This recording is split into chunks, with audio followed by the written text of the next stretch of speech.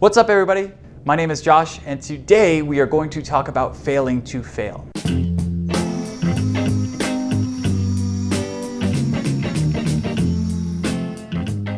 So what happens is we attach a lot of negative emotions to failure, and the problem with this is we end up avoiding the failure, but in avoiding the failure, we accidentally avoid the potential successes as well. So there's an anecdote that I wanted to share that I think sums this up pretty well. When my brother was going to college, he was working in the restaurant industry. And for those who don't know, the restaurant industry is sort of like career quicksand, where the more time you spend in, the harder it is to get out. So one night, my brother was at a house party with all of his coworkers, and the topic of future aspirations came up.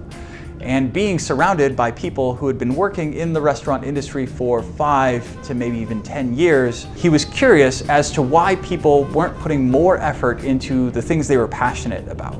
So the general consensus was that people didn't want to try their best only to fail. You know, they would rather not try at all and just believe that success was possible if they really wanted it, which was a massive epiphany for me. So many people avoid pursuing the thing they really want in order to basically preserve this illusion that that thing exists for them in the first place. So you see this a lot in the general population where people choose comfort over risk, but it also comes out a lot in entrepreneurs.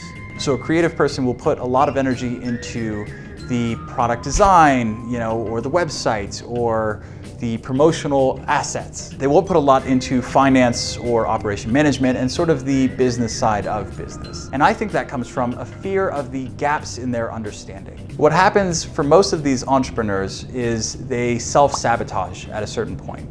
They find these, quote unquote logical reasons to not pursue this idea. But what they're actually doing is subconsciously avoiding the possibility of failure. So the key is to redefine what failure is. If you look at failure in your life, most of it is socially constructed. When you were a kid learning to walk and talk, you failed a ton, but it was just part of the process in learning. It wasn't until you grew up and were exposed to criticism that failure began to take on its negative connotation. In reality, failure is more of an opportunity to learn than anything else. And the real failure is not attempting in the first place. Essentially, failure is going to happen with or without you. And it's only when you engage with failure that you actually get something out of it. So that's all I have for you today. If you liked this video and want to see others, subscribe right here. Ow, right here. Subscribe. Once again, thank you and you're welcome.